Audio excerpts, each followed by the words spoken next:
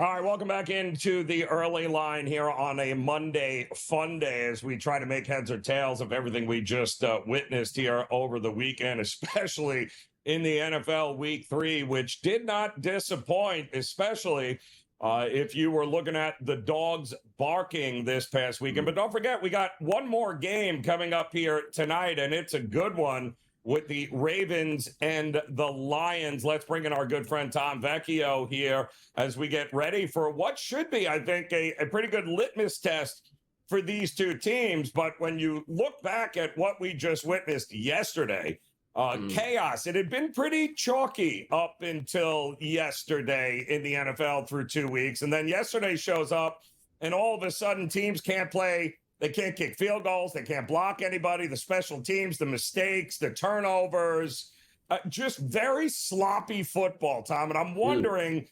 because it's not just one team. It's a lot of teams here. So could it be lack of preseason games? What is it, do you think, that would get us to have that many mistakes from games that were won and then lost in a matter of a couple of minutes yesterday?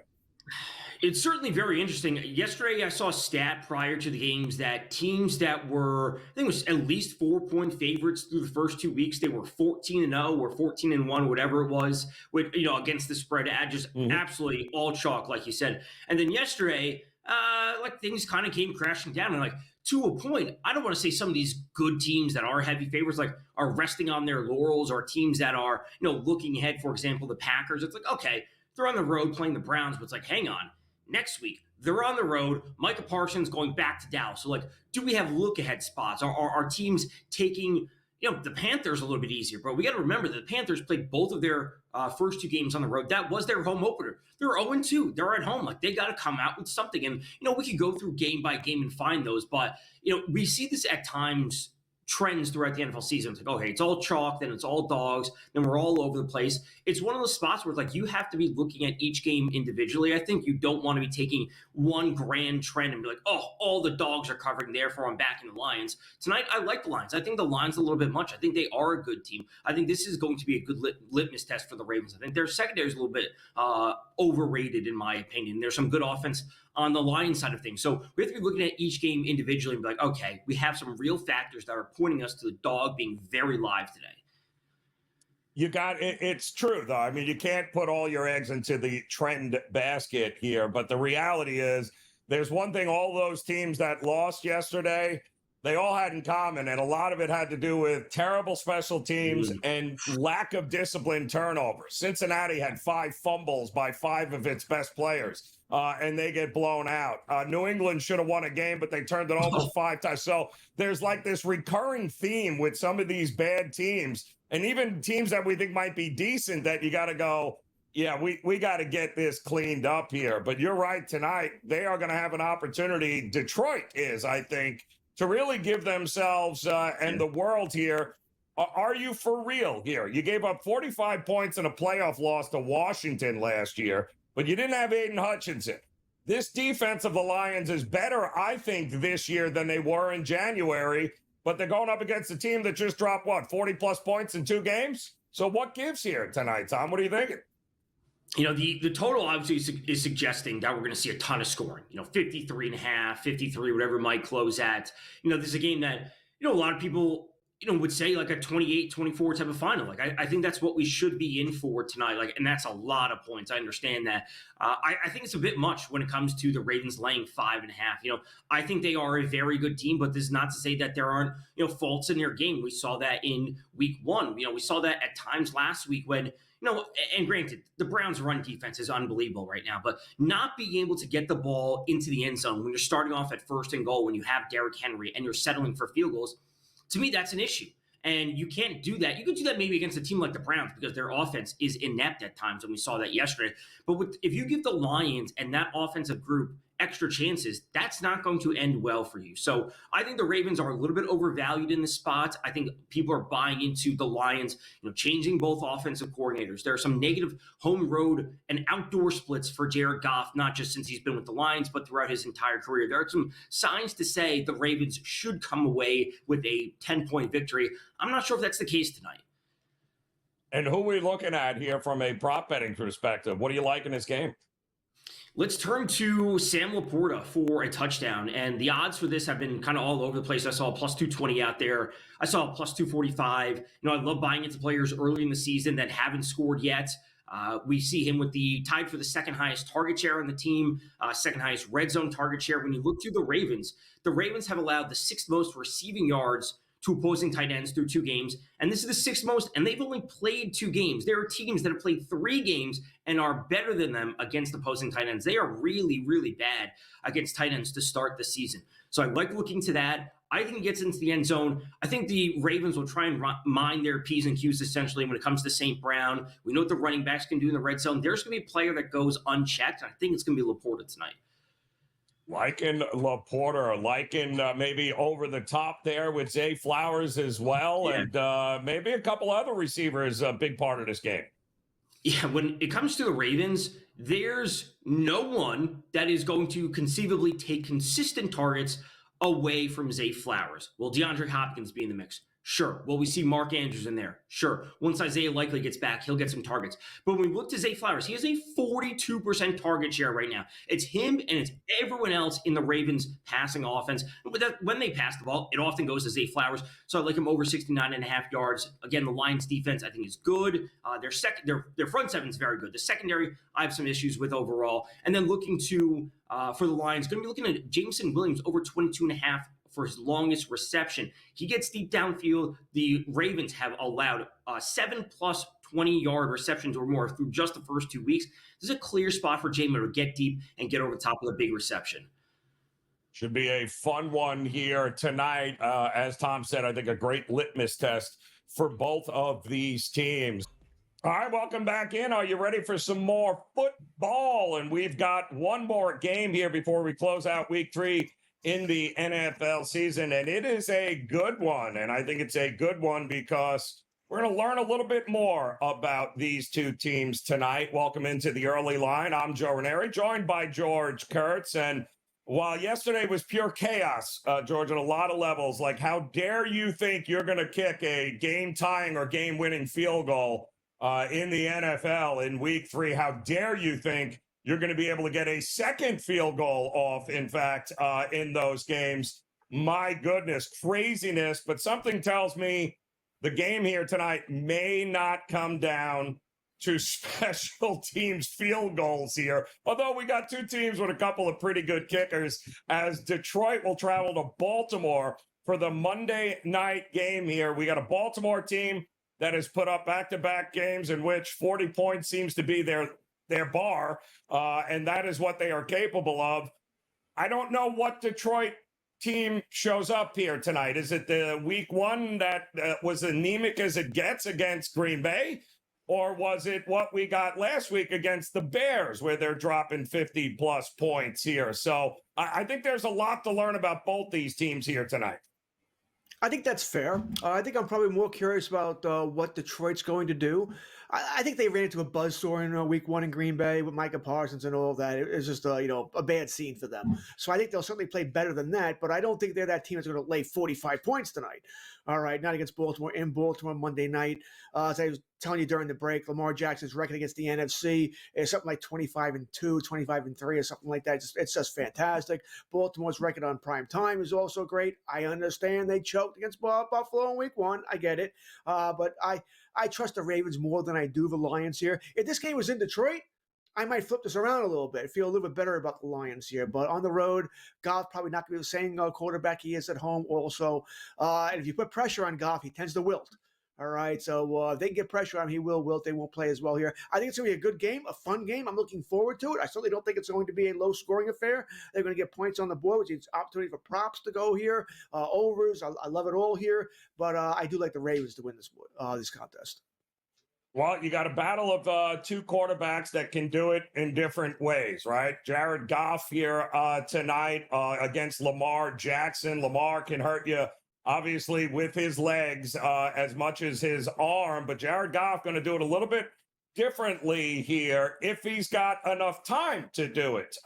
So when you look at some of these numbers for these quarterbacks here tonight, if you're expecting a ton of points, 260 and a half yards, I think, for Goff. Lamar's got 231 and a half. I mean, who goes over these numbers, or is it all about the running game? I think, once again, I think Detroit's going to look to soften up the Baltimore with the run game, with Gibbs, with Montgomery here. Just a way to get that rush off Goff, give Goff some time here. So that's why I expect Detroit to play it. And once again, that's pretty much how the road team game plan in games like this, right? Soften them up with the run, then we can hit them over the top with the pass here. So that's what I expect them to do. Lamar, I think Baltimore's going to run their normal offense here with Lamar, with Derrick Henry, Zay Flowers. If you're asking me which one I think it's over their number here, I probably like Lamar Jackson's number more, but I like his numbers passing plus rushing yardage. That's what I'm probably going to go as far as one of my props. Take that over, which I believe is 260, 3.5, something like that. That's probably what I'll hit as far as Lamar's numbers rather than his straight passing number. I like getting both involved there. Yeah, I think this is going to be interesting. The rushing prop numbers, too, are also interesting with Derrick Henry, and you mentioned Gibbs as well as Lamar Jackson. Now, listen, if I'm looking at the Baltimore running attack here, Aiden Hutchinson missed the final 3 months of last season. He is back. He is healthy. I think this Detroit defense is better than what they were a year ago, certainly in this spot here. And to me, who do you let beat you, right? I'm not letting Derrick Henry beat me. I'm not letting the running game of Baltimore beat me, right? So force Lamar to throw the ball. Are we fading the running stats here of Baltimore? Derrick Henry had 2 rushing yards last week. Mm-hmm. 2. That's 2 more than you and I, and we didn't play. They're going to run the ball tonight. All right, they're going to want to establish that run as well here. But their run game's a little different, right? They're going to do the RPOs, where he might hand it to Henry or he might pull it and take it himself here. It's a really tough run game to stop here. But there's no way they're going to have Henry go for 2 yards again. They're going to want to establish that. And once again, there's a lot of reasons for that. It gives Lamar time later on. It also softens the defense up because who wants to tackle Derrick Henry? Nobody wants to tackle Derrick Henry. But I think they want to make a statement tonight that, Henry's fine. All right, this has nothing to do with week 1 where he fumbled, theoretically cost us the ball game here. We played a very tough Cleveland defense here. Cleveland does have a good defense there. So I think they do want to establish the run. That being said, 86.5? That's a little rough for me, Joe. I don't think he's going to get that. I think he's going to have a decent game here, but not 86.5 decent. I'll take the under. Well, yeah, and I got to tell you, with Gibbs and Montgomery, forget about Cleveland's game last week because they were behind and had to throw a lot in that game. But when you look at what Buffalo did on the ground against this Ravens defense, they got a little something to prove here as well, George. So if I'm Detroit, am I testing that run defense here early and often? Because it certainly feels like Gibbs and Montgomery could have big games here with this, leaky run defense of the Ravens. If they don't get over that total, they're not winning the game. All right, because if if Gibbs not getting 54 yards and Montgomery not getting 37 yards, means they're not getting 100 yards rushing.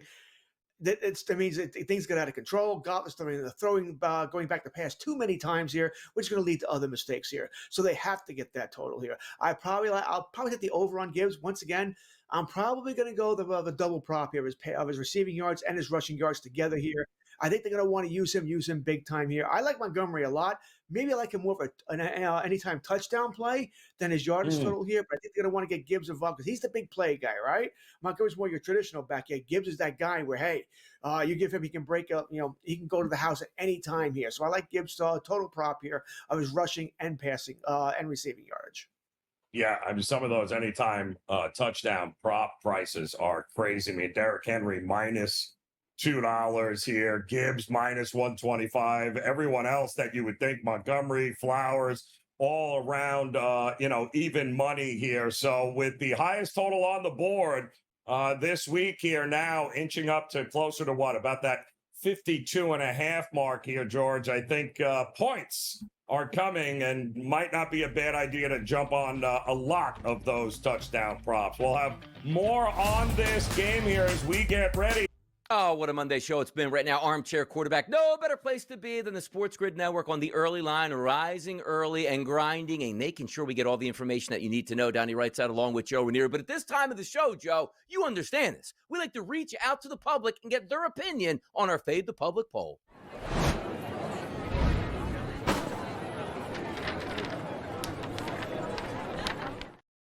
I love this game tonight. Joe, I love it. Like, you can't put a better game on a Monday Night Football game that we need to watch. 2 1-1 teams, maybe some of the best teams in the league, Caught up first week in Detroit Lions, didn't look so good against the Packers, looked great week number 2. Then you take a look at first week of the season, the Buffalo Bills game. Oh, no, Ravens, you blew that. Hammered the Cleveland Browns in week number 2. And here we are for week number 3. The question we asked at Sports Grid for our Fade the Public poll, make sure you go follow the at Sports Grid account here on Twitter. What is your best bet for tonight's Monday night matchup? 4 different opinions were given here that you could vote on. Over 53.5, under 53.5, plus 5.5 for the Lions, minus 5.5 for the Ravens. For me, depending on where you're betting out here, I think the Ravens win this game. I'm going Ravens. But I do think the easy out would be just to take the over, which the... I knew it.